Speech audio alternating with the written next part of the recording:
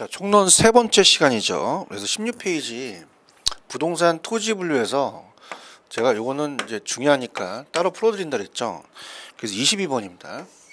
감정평가 좀 연결이 되게 좀 어려울 수 있어요. 그래서 다음 필지와 핵지의 개념의 설명이다.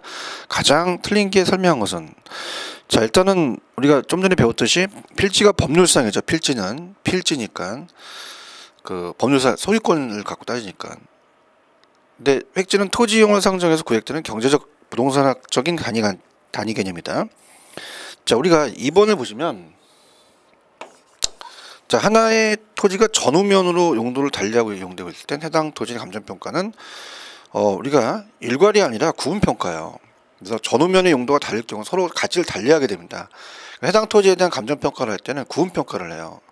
자, 그래서 자, 예를 들어서 우리가 하나의 토지가 하나의 필지가 되겠죠. 그럼 전면과 후면이 다르다. 그럼 당연히 전면은 이제 보통 상업 용도로 이용되고 뒤에는 주거 용으로 이용되겠죠. 그럼 당연히 일괄이 아니라 구분평가로 가야겠죠. 구분평가로 갑니다. 자, 그래서 뭐 예를 들어서 뭐 여기 어떤 여성분이 막 이렇게 막 뒷모습이 막 멋있어요. 그래서 뒤에 쫓아와요. 뒤에 쫓아오면서 이제 쫓아오는데 남자가, 근데 후면하고 전면을 구분해서 해야 되는데 못한 거죠. 그 전면을 딱 봤더니 얼굴이 무기예요. 도망가겠죠. 전면과 후면을 구분해서 한다. 이렇게 보시면 되고, 그 다음에 이제 2번이 정답이고요. 그 다음에 3번은 필지는 하나의 지번을 가진 토지의 등기 등록 단위라고 말씀드렸고요. 면적 단위가 아닙니다. 인위적. 자, 우리가 이제 그 획지를 인위적은 사람이 나눌 수가 있고, 자연적. 자, 한강을 따라서 이제 서울의 강북과 강남의 땅값이 틀리고요. 행정적으로 용도지역 지구가 나눠질 수 있어요. 이 토지와 구별돼서 가격순위 비슷한 일단의 토지는 획지죠. 그 다음에 1필지의 다액지로 구성된 토지의 경우는 감정평가, 구분평가한다. 자, 5번은 무슨 얘기냐. 자, 하나의 필지의 다액지예요. 그럼 하나가 4번지라고 한다면 앞서도 제가 말씀드렸지만 갑돌이가 인위적으로 여기를 이제 어떻습니까? 주유소와 카센터로 사용할 수가 있어요. 주유소와 카센터로 사용하게 되면 2액지가 되죠. 그래서 하나의 필지가 2액지가 됐어요. 2액지. 그러면 구분해서 평가를 하겠죠. 그죠? 그래서 구분평가가 맞습니다. 그래서 조금 난이도가 있었죠. 그래서 2번이 정답이다. 감정평가 문제이기 때문에 여기 좀 어려웠다고 봅니다. 그래서 이걸 제가 따로 풀어드렸고요. 이제 다음에 이제 넘어가면 이제 마지막이죠. 자, 제목이 이제 부동산의 특성과 속성이라는 게 나옵니다. 속성은 거의 출제 빈도가 낮아요. 특성이 이제 한 문제에서 두 문제가량 출제가 되고요. 얘는 안 나오거나 한 문제 정도 이제 배정이 됩니다. 부동산의 특성 위주로 이제 공부를 하세요. 그래서 이제 우리 이론을 본다면 페이지로는 20페이지입니다. 자, 이 부동산의 특성, 특히 이제 자연적 특성과 인문적 특성, 토지의 특성은 나누겠죠. 그러니까 토지의 자연적 특성입니다. 출제 빈도가 높아요. 자연적은 이제 어때요? 우리가 선천적이고, 자, 우리가 물리적이죠. 그 다음에 인위적이고 좀 경직돼 있죠. 인위적 물리적이죠. 그 다음에 불변적이다. 변하지 않다. 좀 경직돼 있다. 인문적은 거의 반대죠. 이따 제가 적어드리고요. 그럼 이제 천천히 부동성서부터 이제 시작을 합니다. 자, 부동성서부터 이제 파생되는 특성을 보는데, 자, 부동성은 이제 지리적 위치의 고정성이라고 얘기하죠. 지리적 위치의 고정성.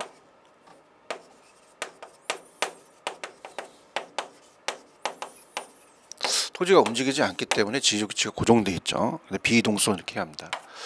그래서 우리가 첫 번째 동산과 부동산을 구별한다는 것은, 동산은 점유, 부동산은 등기로 해요.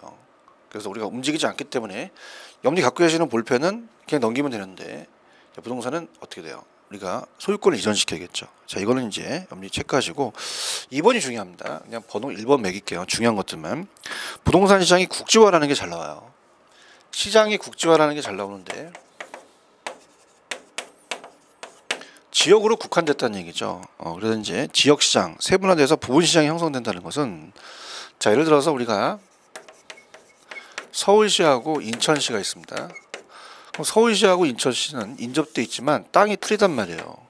그래서 여러분이 갖고 계시는 문화일패는 1,000원이다. 그럼 전국이 다 1,000원이란 말입니다. 그러면 어떻습니까? 근데 이 서울시와 인천시 이 부동산은 달라요. 국지성 포가 내린다는 얘기 들으셨잖아요. 그런데 어떻습니까? 다 다르기 때문에 이 문화일패는 이동이 가능하죠. 그래서 이제 문화일패는 여기가 초과수요고 여기가 초과물이다. 그럼 당연히 이동이 가능하니까 수급 조절해서 문화일패 1,000원이라는 자체가 똑같이 가격이 형성이 됩니다. 균질적인 가격이. 근데 문제가 이제 풀어본다면 부동산은 다 틀리기 때문에 똑같은 가격이 형성되기 힘들어요. 그래서 움직이지 못하기 때문에 여기는 가격이 계속 올라가겠고요. 가격이 떨어지기 때문에 지역적 편차가 나타나면서 부분 시장은 나열되죠. 그래서 전체가 전국이 있으면 서울도 강북과 강남이 틀리죠. 세분화됩니다. 지역별로. 그래서 부분 시장이 이루어진다는 것도 하나의 부동성 때문이다. 그래서 부동성 관련된다는 꼭 기억을 하시고요. 그래서 세분화라는 단어, 부분 시장이라는 단어 꼭 기억을 하셔야 되고요. 그 다음에 두 번째는 우리가 임장활동이라는 걸 얘기했잖아요. 그래서 임장활동, 정보활동을 해야 되는 건 직접 가서 봐야 돼요. 서울에서 인천시 땅을 산다? 그럼 가서 직접 봐야 되고요. 서울시에서 중개업을 하셨다. 그러면 또 인천 가갖고 정보활동을 다시 또 해야겠죠. 그래서 이건 현장조사 활동이 또 중요성이 되겠고, 그 다음에 이제 3번이 이제 중요한데, 자, 외부 효과라는 게 있고, 이 지역 분석이라는 게 있어요. 그죠? 외부 효과와 지역 분석을 묶어보는데요. 자, 예를 들어서 우리가 29번지 땅이 있고 30번지 땅이 있다. 그럼 여기 아파트가 있는데 옆에 공원이 들어섰어. 그럼 아파트 가치가 올라가겠죠. 그러면 우리가 모닝이라는 자동차가 있어요. 자, 모닝 자동차 옆에 벤츠가 있다고 해서 모닝 자동차 가격이 올라가진 않죠. 그래서 얘는 인접성이라는 말을 쓸 수 없고 외부 효과가 발생되지 않죠. 근데 아파트는 제 토지는 움직이지 않기 때문에 외부 효과가 발생합니다. 그래서 외부 효과가 만약에 공원이 들어서면 긍정적이죠. 값어치가 올라가니까 긍정적 정의해복과가 되겠고, 쓰레기 매입장에 들으면 부정적 부의해복과 가치가 떨어지겠죠. 그 다음에 이제 모닝은 움직이니까 지역 분석할 필요 없는데 토지는 움직이지 않으니까 지역 분석이 필요하됩니다. 지역 분석. 그래서 이제 이 두 가지는요 인접성과도 관련이 돼요. 인접성과 함께 지역 분석과 외부 효과. 그래서 지역 분석 필요, 외부 환경과에 대한 분석, 외부 효과, 주변 환경의 영향 이렇게 보시고요. 우리가 부동산을 어디에 놓고 진연해 놓고 팔 수 없어. 견본 진연이 불가능하기 때문에 우리가 중개업이 더 필요하다는 거죠. 자, 그렇게 보시면 되고, 그 다음에 이제 영속성이라는 게 있죠. 영속성. 자, 우리가 두 번째는 영속성입니다. 토지가 비소멸성이죠. 자, 우리가 이 자연적을 물리적 특성이라 그래요.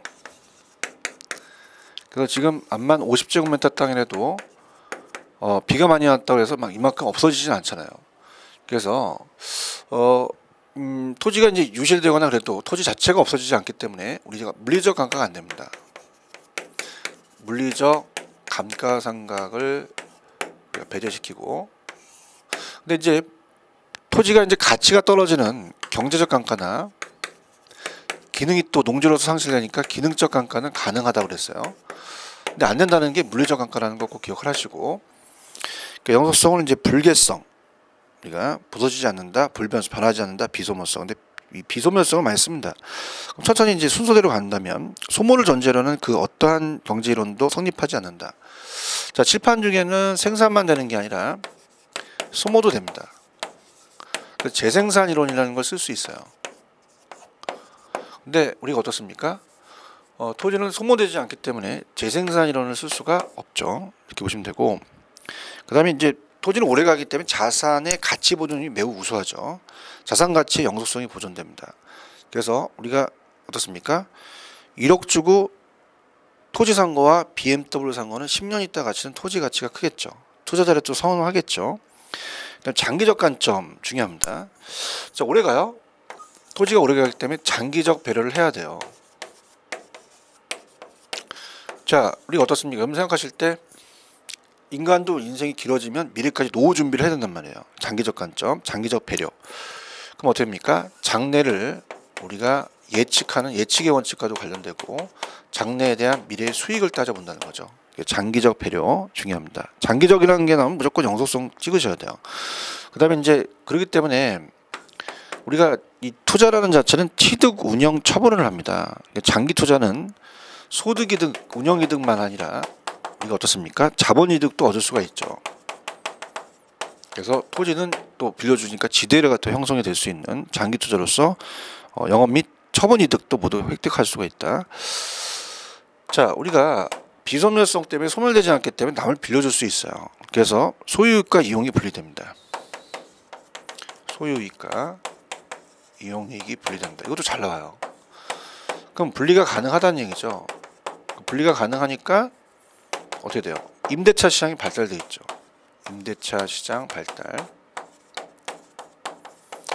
여러분 이제 여러분이 갖고 계시는 이제 빵은 이제 어디 학원 다니시는데 쉬는 시간에 이제 파리바게트에서 빵을 5,000원짜리 사왔어. 근데 옆에 자꾸 빌려달라는 거야. 그죠? 눈을 자꾸 내 빵에다 보고 있어. 그래서 화장실 잠깐 갔다 오니까 이제 돈 이제 우리가 빌려준 얼마 줄래 했더니 1,000원 준대. 근데 갔다 오니까 다 늦었어요. 그죠? 다 쳐드셨어. 그래서 빌려주니까 안 오는 거야. 그 소멸성이 강한 건 빌려줄 수가 없어요. 근데 우리가 자동차는 렌트카 시장이 있고요. 주택도 전세 시장이 있습니다. 토지는 임대차 시장이 있는데, 그러니까 자동차, 주택, 토지 중에서 토지가 가장 오래 가요. 그렇기 때문에 임대차 시장이 발달돼 있다는 거죠. 요거 잘 나옵니다. 그래서 이거 나중에 이제 기출 문제 풀으셔야 되고요. 그 다음에 주택이라는 자체에도 영향을 주죠. 토지가 오래 가니까 건물이 이제 재고 시장이 있어요. 주택이. 그래서 항상 유량이라는 재고 시장이 또 형성될 수가 있다는 것도 영속성 및 내구재적 특성을 인한 재고 시장 발달이 또 되겠죠. 그다음에 이제 우리가 부증성이라는 게 있습니다.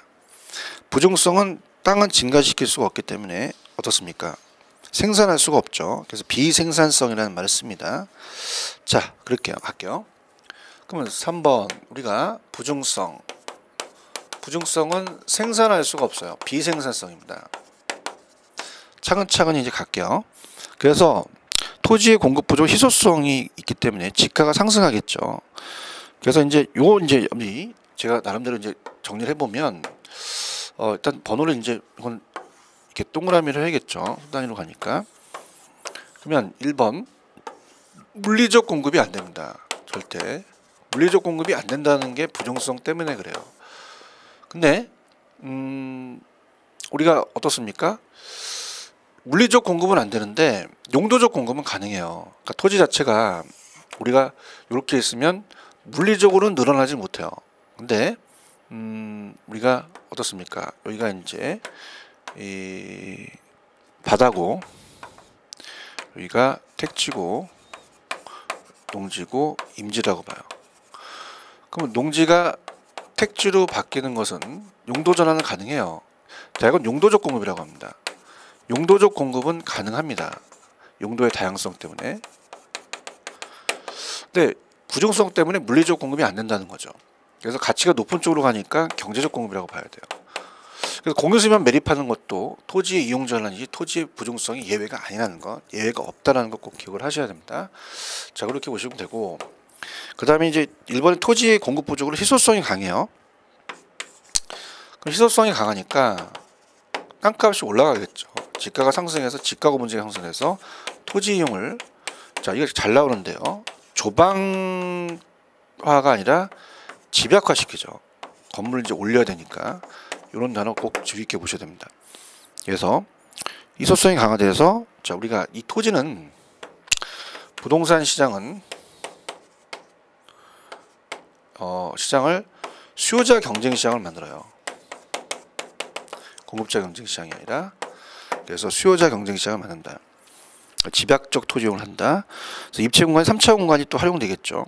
희소성이 강한 이제 토지의 사회성 공공성을 강해서 토지 공개념이라는 게 등장되는 게, 자, 세 번째는 이제 사회성과 공공성이 강조돼서 토지 공개념이라는 게 등장합니다. 자, 토지는 공적 개념이라는 얘기죠, 그죠? 그래서 이제 여러분이 갖고 계시는 볼펜은 남아도는 제하기 때문에 공익 개념을 강조할 필요는 없어요. 근데 우리 토지는 부족하기 때문에 개인보다 공익 목적에 맞게끔 사용을 해야 됩니다. 개인 사유재산의 법적 규제를 가할 수가 있는 거죠. 그게 보시고요. 자, 토지의 공급 부족으로서 토지 활용에 있어 채용의 또 필요성이 강조되고요. 그다음 토지 공급은 우리가 안 되니까 독점 소유욕이 강화됩니다. 자, 우리가 지금 마시고 계시는 여러분들이 마시고 계시는 공기는 존재량이 많아요. 그렇기 때문에 굳이 이걸 우리가 독점하려고 하지는 않겠죠. 근데 토지는 제한되어 있기 때문에 내가 갖고 싶은 마음이 생긴단 말입니다. 독점 소유욕이라는 게 생긴다는 거 그렇게 꼭 여러분들이 가져가셔야 되고요. 그다음에 개별성과 이 인접성이라는 것은 잘 출제가 되지 않는데 한번 들어가 볼게요. 자, 4번 개별성이라는 게 있습니다. 개별성은 비대체성이죠. 대체할 수 없다는 얘기예요. 자, 무슨 말이냐? 자, 예를 들어서 우리가 지금 어느 지역에 땅이 있는데 여기가 이제 강남역 사거리다. 그러면 거기다 상업 용도로 이용되고 있어요. 근데 여기 있는 토지와 여기 있는 토지가 다르죠. 그래서 물리적으로 대체할 수가 없습니다. 그래서 이 비대체적이라는 것은 물리적 대체가 어렵다는 거죠. 자, 근데 우리가 인접성이라는 게 있어요. 미리 간다면. 자, 인접성은 물리적 대체가 어렵지만은 인접성에 의해서 우리가 예를 들어서 이제 토지는 원가 방식이 아니라 비교 방식으로 갑니다. 토지는 부종성 때문에 생산할 수 없어서 원가를 구할 수 없고 토지는 감가가 안 되니까 원가 방식이 안 돼요. 비교 방식으로 가야 되는데 토지가 건너편에 있는 사례가 있고 내가 대상 토지가 있다. 그럼 옆에 있는 토지가 더 신뢰성이 있거든요. 그러면 이거는 미리 가겠지만 용도면의 대체요. 용도면의 대체는 가능하죠. 토지가 이제 비교 방식을 하는 성립에 대한 근거가 됩니다. 그래서 물리적 대체는 어렵다. 개별성 때문에. 근데 용도면 대체는 가능하다. 인접성 때문에 이렇게 가져가셔야 됩니다. 그 다음에 이제 그럼 하나하나가 우리가 또 일물일가의 법칙이 성립되지 않겠죠. 다 틀리니까.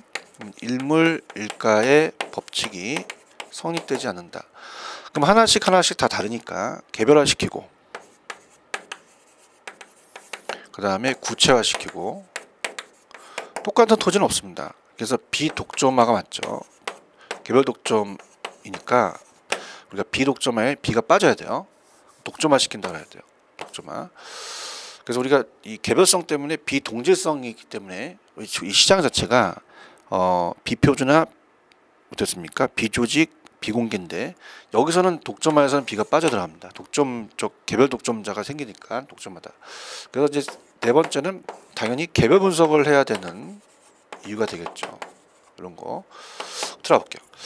자, 개별성, 이질성, 비대체성 완전히 대체는 불가능합니다. 왜? 물리적 법적으로 완전 대체는 불가능하잖아요. 물리적으로는. 그 다음에 가치 추계의 어려움. 개별 물건에 대한 물건이 다 틀리니까 당연히 평가사가 평가를 해야겠죠. 표준지 선정이 어렵다. 자, 표준지 선정이 곤란하다는 것은 표준지 선정이 곤란. 자, 우리가 우리나라에 필지가 3천만 필지가 있습니다. 각 개별 토지 가격이 다 틀리거든요. 그럼 50만 필지의 표준지를 선정하기가 전문가가 필요해요. 그래서 표준지 선정이 어렵기 때문에 개별성으로 인한 대표적인 토지 선정이 어려워서 감정평가자가 표준지를 선정하겠죠. 자, 일물일가의 법칙이 성립되지 않습니다. 하나의 물건에 하나의 가격이 형성이 되지 않아서 자, 우리가 어떻습니까? 동일 시점에 칠판 주기가 만약에 1,000원이다. 자, 그럼 이게 1,000원이면 얘도 1,000원이 되겠죠. 동일 시장, 동일 상품에 동일 시점에서 가격이 하나라는 게 일물일가예요. 근데 우리는 일물일가의 법칙이 성립되지가 않죠. 수익이나 가격이 개별화되기 때문에 일물일가가 안 되고, 자, 수익 가격이 다 개별화되어 있고 구체화되어 있으니까 개별 분석을 해야 됩니다. 그러니까 굉장히 쉬워요. 우리가 개별이라는 단어가 나왔다. 그럼 당연히 개별성 찍으시면 되죠. 이렇게 보시면 되고, 그 다음에 이제 인접성이라는 것은 모든 토지는 물리적으로 연결되어 있어 인접 토지의 영향을 받겠죠. 그래서 부동성과 더불어 인접성은 토지 시장의 외부 효과 발생해서 원인이 된다. 그래서 아까 요걸 이제 여러분들이 연결시키셔야 됩니다. 요게 그대로 일로 오죠. 그래서 얘도 재와 연결시켜서 어떻습니까? 두 번째 우리가 본다면 부동성과 함께 우리가 지역 분석과 아파트 옆에 공원이 생기면 인접성 때문에 그렇죠. 지역 분석과 외부 효과가 발생되는 원인이 되더라. 이렇게 보시면 되고요. 그래서 부동성과 더불어 인접성은 토지 시장의 외부 효과에 발생한 원인이 되고, 인접성으로 인하여 인접지와 협동적으로 상린관계라는 게 민법 시간에 배우시죠. 그래서 인접성은 해당 토지뿐만 아니라 인접지의 개발이 환수에 관한 이론적 근거가 된다. 그래서 우리가 이제 세 번째는 자, 서로 협동적 이용을 해야 돼요. 협동적 이용. 그래서 만약에 29번지가 우리가 아파트가 있는데 만약에 여기 30번지가 있다. 그럼 여기 쓰레기별 입장에서는 근린 상가가 있어야 되니까 협동적 이용이 필요하고, 민법 시간 상린관계라고 하죠. 그 다음에 세 번째는 개발이익 환수와도 관련됩니다. 개발이익 환수. 자, 어떻습니까? 이 환수의 논리 근거가 된다는 것은, 자, 우리가 만약에 정부가 개발을 했어요. 29번지. 그럼 정부가 개발하면 주위 땅값이 오르죠. 30번지가. 근데 얘가 노력해서 간 게 아니라 정부가 개발해서 그랬거든요. 그러면 갑돌이 땅값이 올랐다는 것은 얘 노력과는 상관이 없습니다. 개발이 사유화될 수 있어요. 불로소득이란 말이에요. 반드시 환수를 해야 된다는 거죠. 자, 이렇게 보시면 됩니다. 그 다음에 이제 인문적 특성이라는 자체는 아까 용도의 다양성 때문에 인문적 특성은 용도적 공급이 가능하다. 그런데 인문적 특성은 이제 우리 따로 이제 볼게요. 자, 인문적 특성은 어떻습니까? 우리가 요거와 좀 연결시켜서 여기 위에다가 하겠습니다. 자, 토지의 인문적 특성이다. 인문적 특성은 뭐 출제 빈도가 용도의 다양성만 잘 나오기 때문에 용도의 다양성 해놨죠. 그럼 얘가 선천적이다. 그럼 얘는 후천적이고요. 얘가 물리적이다. 그럼 얘는 인위적이고, 불변적이다. 그럼 얘는 가변적이죠. 경직돼 있다. 그럼 얘는 실질적으로 좀 바뀌겠죠. 그래서 가장 유력한 게 용도의 다양성을 볼 수 있어요. 그래서 용도의 다양성 때문에 우리가 어떻습니까? 우리가 최유용의 판단 근거가 됩니다. 첫 번째, 최유효 이용의 판단 근거. 강남역 사거리가 상업용도로 이용한다. 그럼 상가 건물을 줘야 되겠죠. 최유용이라는 게 가장 중요합니다. 최유용 나오면 무조건 용도의 다양성을 찍으시면 됩니다. 물론 부중성에도 최유용과도 관련되는데 보통 요 최유용을 이제 찍는 것이 다 용도의 다양성이고, 근데 부동산을 공업, 상업, 농업, 특수 목적용으로 분류하는 것도 용도의 다양하기 때문에 그렇죠. 용도의 다양성으로 인해 토지의 용도 전환 및 이행을 통해서 토지의 경제적 공급이 가능하다. 자, 어떻습니까? 우리가 조금 전에 물리적 공급은 어렵지만 용도적 경제적 공급 가능한 게 이게 용도의 다양성 때문에 했죠. 미리 갔죠. 그 다음에 입지 선정을 중에서 적지론 적합한 용도 선정을 단점이 이제 중시된다. 그래서 이 적지론이라는 이야기는 제가 이따 이제 입지론과 적지론이라는 게 나와요. 그때 다시 한번 제가 말씀드리겠습니다. 적지론 이렇게 해서 보시고, 그래서 이렇게 해서 이제 부동산의 특성 문제가 한 문제에서 한 두 문제가 출제가 되는데 굉장히 좀 어려운 파트예요. 그래서 이제 천천히 우리 문제를 보면서 천천히 한번 들어가 보도록 할게요. 자, 페이지는 이제 23페이지 문제 천천히 보겠습니다. 23페이지로 갑니다. 자, 그럼 23페이지로 우리가 이제 한번 들어가 보도록 하죠. 23페이지. 자, 가시면 1번 문제입니다. 토지의 특성에 관한 설명이다. 틀린 것은, 자, 23페이지 피세요. 그래서 1번 문제. 자, 토지의 특성에 관한 설명 틀린 것은, 자, 영속성으로 원칙적으로 감가상각이 적용되지 않는 거 맞습니다. 안 되죠. 그다음 2번 부동성의 위치의 고정성 때문에 우리가 국지화가 되죠. 맞고요. 그 다음에 부중성으로 인해서 토지 이용의 집약화 맞습니다. 부중성에 의해서 집약화시킨다 맞고요. 그 다음에 정답은 4번이 들었죠. 우리가 외부 효과라는 게 있잖아요. 이 외부 효과는 인접성과 부동성과 관련되죠. 정답은 4번에 정답이 된다. 이렇게 보시고요. 그 다음에 5번 이용주체의 목적으로 인위적으로, 자, 이 용도의 다양성 우리가 부부가 연계니까 부부 연계 인기는 자연적 특성이라고 그러고 제가 용병사라고 요구를 했어요. 부부가 연계니까 살림을 잘 못하니까 용병을 사야 되죠. 용병은 이제 돈 주고 사는 병사죠. 용병사, 병합 분할의 가능성, 분할 합병이 인위적이잖아요. 그래서 사람이 뭐 지가 토지가 지랄 떨면서 지가 부럽다 떨었다 하는 게 아니라 사람이 그래요. 이용주체의 목적에 따라 인위적이라는 게 핵심이죠. 인위적으로 분할 또 합병한다 이렇게 보시면 됩니다. 그래서 1번의 정답은 4번이 정답이다. 그 다음에 또 기출문제입니다. 2번입니다. 자, 부동산 특성의 다음 설명 중 틀린 것 먼저 답부터 볼게요. 일단 3번이 정답이죠. 토지는 다른 생산물과 마찬가지로 노동이나 생산물을 투입해서 재생산할 수 없다. 생산이 불가능하잖아요. 토지는 물리적 절대량을 증가시킬 수가 없다라고 하셔야 돼요. 그래서 어때요? 우리가 다른 생산물과 달리 노동 생산비를 투입한다 하더라도 물리적인 토지량을 늘릴 수가 없어요. 그죠? 그래서 그렇게 해서 봅니다. 자, 1번 부동산은 어느 지역의 수요가 급증하더라도 다른 지역 재화처럼 그 지역으로 이동할 수가 없다는 거 아까 부동성이라는 거 기억하셔야 됩니다. 볼펜처럼 움직이지 못하죠. 그 다음에 가치 보존이 우수한 게 영속성이죠. 그죠? 그래서 오래 가니까. 그 다음에 4번 개별성은요 다 틀리기 때문에 토지뿐만 아니라 건물이나 기타 계량물에도 적용이 될 수 있다라고 시험에 나왔어요. 건물도 틀리고 다 계량물 틀리겠죠. 그 다음에 토지는 우리가 특정 토지 위치성은 해당 토지에 대해 개인이나 집단의 상호 선택과 선호의 결과로 나타날 수도 있겠죠. 자, 정답은 3번이 정답이라는 거 갑니다. 넘기세요. 자, 7번이 약간 좀 어려워요. 7번이 이제, 7번 하기 전에 3번 갑니다. 부동산의 특성에 관한 다음의 설명 중 틀린 것 이렇게 돼 있죠. 자, 토지의 특성. 자, 일단 틀린 것 답부터 볼게요. 3번이 정답입니다. 자, 공간이 없기 때문에 좀 이해하십시오. 왜냐면 칠판에 나와 있는 걸 이렇게 보여드리기 위해서 합니다. 그래서 24페이지 가시면 우리가 3번은 자, 부동산의 특성에 관한 설명 중 다음 설명이 틀린 거 3번이 정답이에요. 자, 아까 어떻게 돼요? 동산과 부동산을 구별하는 기초가 근거되는 것은 부동성이죠. 부동산은 등기를 한다는 것은 공시방법에 타는 건 부동성 때문에 그렇습니다. 제가 적진 않았지만 있죠. 동산과 부동산을 구별하는 근거는 부동성 때문에 그렇다. 정답은 3번이 정답이죠. 자, 1번 토지의 자연적 특성은 우리가 자연적을 물리적이라고 하죠. 그래서 선천적이며 본원적이며 불변적이다. 맞고요. 자, 우리가 용병사 이렇게 했죠. 그래서 인문적 특성은 용도의 다양성, 병합 분할의 가능성. 사가 뭐예요? 사회적, 경제적, 행정적 위치의 가변성이라고 했죠. 그 다음에 감정평가의 지역 분석. 지역 분석은 지리적 위치 고정성, 부동성 때문이다. 맞고요. 자, 부동성으로 인해서 부동산은 일반 상품과 달리 견본 또는 진열 할기가 거래할 수가 없다라고 얘기했습니다.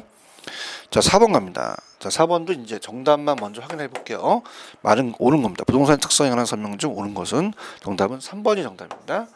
자, 부중성으로 인해서 공간 수요의 입지 경쟁이 발생하기도 하고, 자, 어떻습니까? 집가 상승 문제를 발생시킬 수가 있겠죠. 그래서 우리가 부중성에 의해서 수요자 경쟁이 생기면서 집가가 상승하게 되는 건 부중성 때문이다. 4번 맞습니다. 자, 1번 부동산은 시장이 지역적 시장이 되므로 중앙정부나 지자체가 상이한 규제와 통제를 받는다. 자, 우리가 앞서서 이제 기본서에서 봤는데 아이가 태어나자마자 앵야 하면 가만히 있지 움직이지 않잖아요. 통제하기가 쉬워요. 그죠? 마찬가지로 토지도 아이가 막 걸음하고 다녀. 그러면 여기다 꽂으면 이렇게 가고, 그지? 우리가 통제하기 힘든데 토지는 딱 움직이지 않잖아. 통제하기가 쉬워. 그래서 규제하기가 쉽다고 제가 분명히 말씀드렸어요. 그래서 부동성 때문에 지역적 시장에 대해서 중앙정부나 지자체의 상이한 규제와 통제를 받죠. 이렇게 보시면 되고 부동성이에요. 그 다음에 2번 소모를 전제하는 재생산 사고방식을 부동산에 적용할 수가 없게 된다. 지금 기출이었는데 소모를 해서 재생산이 안 된다는 건 영속성 때문에 그렇죠. 그 다음에 4번 토지는 생산비를 투입해서 물리적 양을 늘릴 수가 없다. 어떻게 돼요? 부중성 때문에 그렇죠. 그죠? 그래서 이제 비소모성이 아니라 비생산성 이렇게 가야죠. 그 다음에 토지운 개념이 도입과 가장 밀접한 게 토지운 개념은 어디예요? 부중성이죠. 그래서 이런 식으로 정리하세요. 정답은 3번만 정답이다. 그다음 5번 갑니다. 자, 5번에 토지의 자연적 이민적 특성 관련된 설명도 틀린 것은 답부터 잡아냅니다. 4번입니다. 이게 어려워요. 이게 이제 여러분들이 5번에 4번이 어려운 이것도 다 기출에 냈던 걸 이제 응용한 건데요. 자, 보세요. 토지는 영속성이 있어서 소모를 전제하는 재생산이 안 돼요. 그럼 재생산이 안 된다는 건 영속성이거든요. 근데 뒤에 지문 일물일가의 법칙에 적용할 수 없다라는 것은 맞는 지문이에요. 표현은. 근데 이거는 일물일가가 안 된다는 건 개별성이죠. 그러니까 두 가지의 특성을 같이 낸 거죠. 이거 어렵습니다. 그래서 일물일가의 법칙은 개별성이기 때문에 앞에 지문은 맞는데 뒤에 지문은 틀린 거죠. 4번은 정답이라는 거 그렇게 보시고요. 그 다음에 5번 토지의 자연적 이문적 특성 관련된 설명 틀린 것은 토지 공급은 가격 타락이 완전 비트럭적이다. 자, 우리가 물리 쪽 공급이 불가능해요.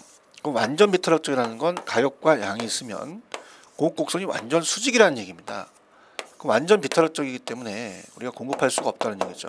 그래서 공급 곡선이 완전 수직이게 만들고 그다음에 완전 이게 비읍자적으로 그랬죠. 완전 비트럭적이다. 맞는 표현이에요. 그죠? 그래서 부중성 때문에 그래서 부중성 때문에 그렇고 토지는 영속성 때문에 가치 보존이 우수해서 다른 상품과 같이 가치 소모가 없기 때문에 토지는 영속성이라는 특성이 있고요. 자, 태양광선, 공기 및 비와 같은 자연물은 무한해서 소유욕이 안 생기나 자연물인 토지는 유한해서 소유욕을 발생시키기가 있죠. 그래서 이제 토지 유한하다는 건 부중성 때문에 그렇죠. 그래서 맞는 얘기입니다. 그래서 자연물인 토지는 이 면적의 유한성으로 토지에 대한 독점 소유욕이 발생이 돼요. 그 다음에 우리가 그 부중성 맨 밑에 이제 거지를 보는 토지의 양이 불변이죠. 수량 고정 면적이 유한됐기 때문에 토지를 증가시킬 수 없게 되는 거죠. 그래서 정답은 4번만 맞다 이렇게 틀렸다 이렇게 보시고요. 그다음에 6번 갑니다. 자, 우리가 페이지 이제 25페이지죠. 6번 06번인데 6번을 할게요. 부동산의 특성에 관한 설명 중 옳지 않은 것은 자, 또 나왔네요. 우리가 3번이죠. 아까 좀 전에 얘기했듯이 공시방법이 틀리죠. 부동산 권리의 공시방법이 동산과 다르게 되는 이론적 근거는 부중성이 아니라 부동성입니다. 또 나왔습니다. 여러분들 정답 3번이고요. 자, 1번 부동산은 부동성으로 인해서 시장의 환경 조건에 변화가 부동산 가격에 영향을 주는 외부 효과가 발생할 수 있다. 그 다음에 개별성으로 인해서 이거 어떻습니까?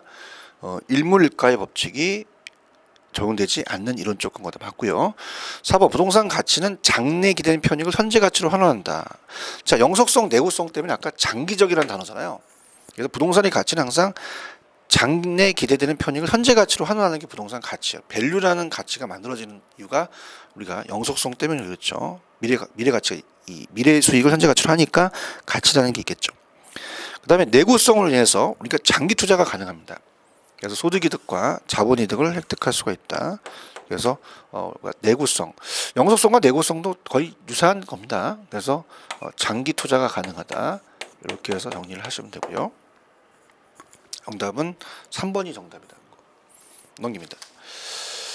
자, 그럼 7번은 좀 제가 보류를 할게요. 이걸 다 지운 다음에 7번은 다시 한번 제가 설명을 해드리고 하겠고요. 7번만 좀 어려운 거는 마지막으로 이제 이 토지 쪽도 마찬가지였지만 토지의 분류도 마찬가지지만 토지 특성도 이건 제가 나중에 전체적인 걸 보여드리고요. 8번 갑니다. 자, 8번에 다음에 들어갈 부동산의 특성에 대한 파생되는 특징 중 안에 들어갈 내용으로 옳은 것은 돼 있죠. 자, 부동산 활동을 국지와 지역적으로 특화시킨다. 부동성, 지리적 위치의 고정성 1번 맞습니다. 8번의 정답은 1번입니다. 여러분들. 그 다음에 두 번째 소유이익과 사용이익이 분리돼서 임대차 시장이 발달돼 있다. 영속성이죠. 그래서 비소모성이라고도 표현하니까 영속성이고, 그 다음에 채용의 성립 근거, 채용을 대한 판단 근거는 용도의 다양성이죠. 그래서 용도의 다양성이 되겠고, 대상 부동산과 다른 부동산의 비교를 어렵게 해서 상품 간의 대체 관계를 제약한다. 비교하기 어렵다. 비대체적이다. 개별성이죠. 정답은 1번이고요. 자, 9번이 좀 어렵네요. 9번이 난이도가 있습니다, 여러분들. 자, 부동산은 다른 재화와 구별되는 독특한 특성이 있으며 이러한 특성들로 인해 일반 시장과 구분된다. 이에 관한 설명 중 옳은 거 이렇게 돼 있죠. 자, 일단은 옳은 거니까 정답은 4번이 맞다라는 거 먼저 할게요. 내구성이 있기 때문에 아까 재고 시장이라는 게 있었어요. 내구성, 영속성과 내구성은 이제 유사한 개념입니다. 맞고요. 자, 1번 희소성의 차이로 도시 중심 토지는 같은 조건의 교외 토지보다 임대료가 낮습니까? 당연히 도심이 높죠. 이건 상식입니다, 여러분들. 희소성이 있기 때문에 도심이 더 땅값이 비싸요. 임대료가 더 높죠. 그 다음에 부동성은 지역 분석이라는 건 맞아요. 그죠? 지역 분석, 부동성. 근데 개별 분석은 어디에 들어가요? 개별 분석은 개별성이죠. 개별성. 그래서 뒤에 개별 분석은 개별성이기 때문에 틀렸어요. 그래서 이번에 이 부동성으로 인해서 지역 분석의 중요성이 강조되고 개별성으로 인해서 개별 분석이다. 그 다음에 부동산은 어느 지역의 수요가 급증하더라도 다른 지역 재화처럼 그 지역에 이동할 수 없다. 나왔죠. 아까 나왔던 게 당연히 부동성 때문에 그렇죠. 그 다음에 5번입니다. 토지는 생산비를 투입하여 생산할 수 없기 때문에 물리적, 용도적 공급이 모두 불가능합니까? 아니죠. 저기 갑니다. 물리적 공급은 불가능한데 용도적 공급은 가능해요. 이걸 물어본 거네요. 그래서 5번도 틀렸습니다. 그래서 토지는 물리적 공급이 불가능하나 용도 변경을 통한 용도적 경제적 공급이 용도의 다양성 때문에 가능하다는 걸 물어봤네요. 9번의 정답은 4번 이렇게 되면 되고요. 그 다음에 이제 10번으로 갑니다. 페이지는 우리가 27페이지 10번입니다. 기출문제네요. 자, 다음에 부동산의 자연적 특성 중 부중성에 관한 설명으로 틀린 거 되어 있어요. 3번인데요. 자, 매립이나 산지갱을 통한 농지나 택지의 확대는 부중성이 예외다? 아니죠. 자, 우리가 여기에 우리가 공유수면을 매립한다든가 이런 건 토지 이용 전환이지 부중성에는 예외가 없다고 하셔야 돼요. 아니, 부중성이 예외가 있다면 토지를 만들 수 있다는 얘기잖아요. 그러면 우리가 토지 만드는 어떤 회사가 토지 만드는 공장 만들었다가 토지 만들어 본 사람 저요 뽑아가지고 야 오늘 몇 푸대나 만드니 1000푸대요. 오늘 회식하자. 완전 또라이들 집단이죠. 그 부중성에는 예외가 없어요. 그래서 예외가 아니다라고 하셔야 돼요. 그래서 매립이나 이 개간 부중성의 예외가 아닙니다. 용도적 공급이 이루어져요. 그러니까 매립이나 산지 개간을 했다는 자체는 이거를 매립해서 산지했다는 것은 토지의 물리적 공급은 절대 늘어나지 않았다는 얘기죠. 그래서 이거는 이 매립이나 산지 개간을 통해서 용도적 공급을 실현한 거죠. 하지만 토지의 용도가 바뀐 거더라도 물리적 양을 늘릴 수는 없어요. 그래서 이 어떤 상황에도 토지의 부중성이 예외가 적용되지 않습니다. 틀렸습니다. 다른 거 볼게요. 1번. 토지는 다른 생산물처럼 노동이나 생산비를 투입하여 순수한 그 자체의 양을 늘릴 수 없다. 정확하죠. 자연물이기 때문에 토지가 유한합니다. 그래서 토지 독점 소유를 발생시키고 토지가 어떻습니까? 아까 희소성이 강하니까 지가가 상승해서 지대에 또 영향을 주겠죠. 지대 또는 지가를 또 발생시키겠고요. 또 채용에 또 근거가 돼요. 그러니까 채용은 이제 용도의 다양성도 채용이 되지만 부중성 때문에 채용도 가능합니다. 자, 부중성이 기인해서 토지가 희소하다 보니까 공간 수요의 입지 경제, 그러니까 수요자 경쟁이 치열하죠. 입지 경쟁을 유발시킨다. 계속적으로 나오는 게 나오고 있죠. 정답은 3번이 정답이다. 이렇게 가시고요. 그 다음에 이제 11번 갑니다. 자, 11번 가시면 A 아파트에 인근 지역에 공원이 새롭게 조성이 됐대요. 자, 이거네요. 지금 공원이 조성됐습니다. 그러면 대형마트가 들어섰다. 아파트의 가격이 상승을 했어요. 이러한 현상은 설명하는 특징으로 가장 적합하고 당연히 어떻게 됩니까? 이건 이제 정해복가 발생이 된 거죠. 토지가 움직이지 못한다는. 그럼 이거는 이제 절대적 위치보다는 상대적 위치가 바뀐 거죠. 정답은 정확하게 5번이 정답입니다. 그래서 일단은 어때요? 인근 지역의 공원과 대형마트가 부동산에 긍정적 영향을 미쳤기 때문에 정해복가라고 볼 수 있어요. 그죠?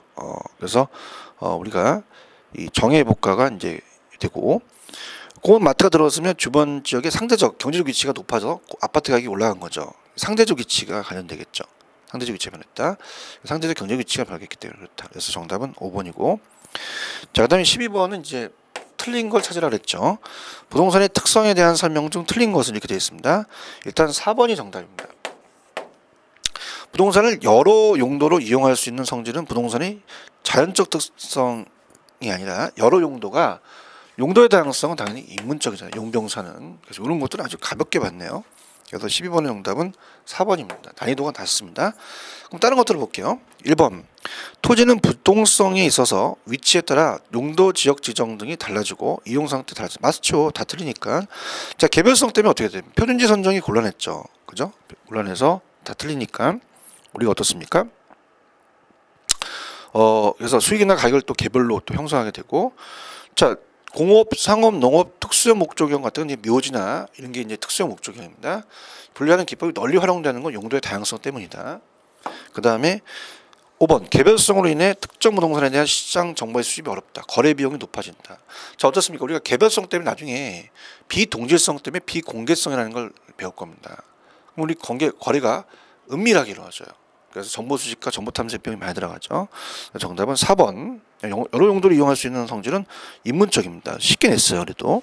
그래서 여러 용도로 이용한다는 것은 인간이 부동산을 활용한다는 인간이 개입된 특성인 인문적인 용도의 다양성입니다. 그 다음에 13번 가볼게요. 자, 부동산의 특성에 대한 다음 설명 중 옳은 것은, 자, 1번 이 정답인데 아까 토지는 어떻게 돼요? 인접성 때문에 아파트 옆에 근린상가가 있어요. 쓰레기 매립장에 들어서면 안 돼요. 그렇기 때문에 토지는 근본적인 다른 토지와 인접하고 있어 그 이용에 상린관계죠. 상린성이 강하다는 게 맞죠. 그 다음에 2번 부중성은 토지의 공급을 비탄력한다? 아니죠. 완전 비탄력적이죠. 그래서 이 비탄력화한다 그랬대요. 균형가가 형성이 곤란하죠. 그래서 수요가 증가하더라도 균형가가 형성할 수 없기 때문에 감정평가 필요한 거죠. 그죠? 그래서 우리가 그거는 이제 부중성 토지의 공급을 비탄력화한다 이렇게 해야 돼요. 비탄력화한다. 균형가가 성립이 어렵겠다 맞고요. 토지용을 3번에 점차 집약화시킨다는 건 어떻게 돼요? 집약화시킨다는 것은 부중성이잖아요.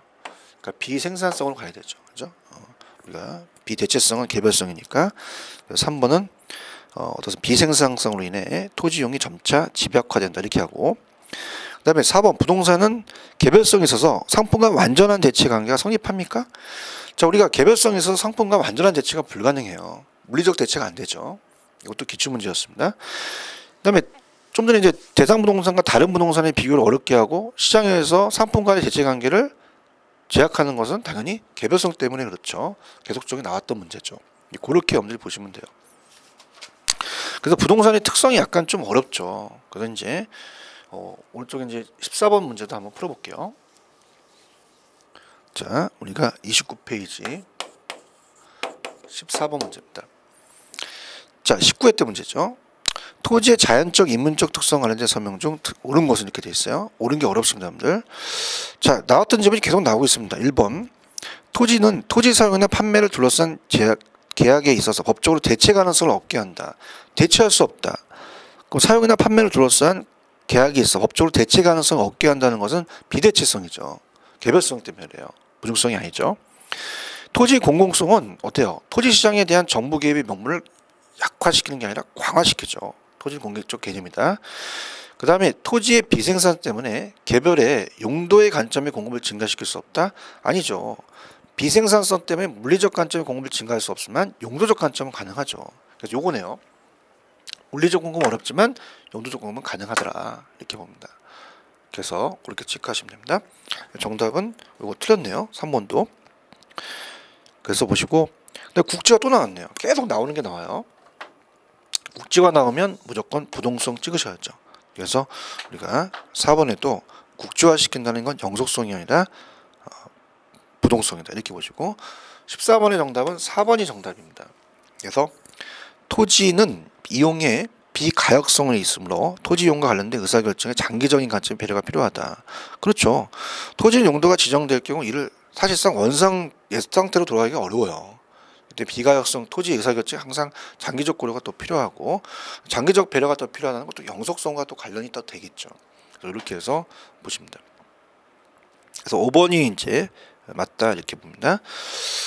난이도가 있어요. 부동산의 특성이. 그래서 이제 하나씩 엄지 그 칠판을 안 지우고 계속적으로 본 겁니다. 그래서 그다음에 이제 아까 어때요? 그 몇 번이죠? 이 7번 문제 같은 경우는 수요 공급과 연결이 돼요. 수요 공급이 연결되기 때문에 굉장히 난이도가 있는 거는 제가 뒤에 빼서 그 다음 시간에 이제 강의를 하는 걸로 이렇게 하도록 할게요.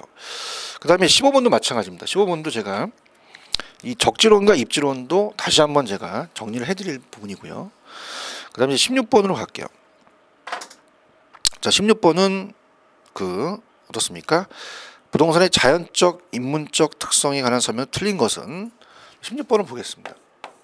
16번은 지금 우리가 공부한 건데, 자 30페이지죠. 갑니다. 정답은 일단 4번이 정답이에요.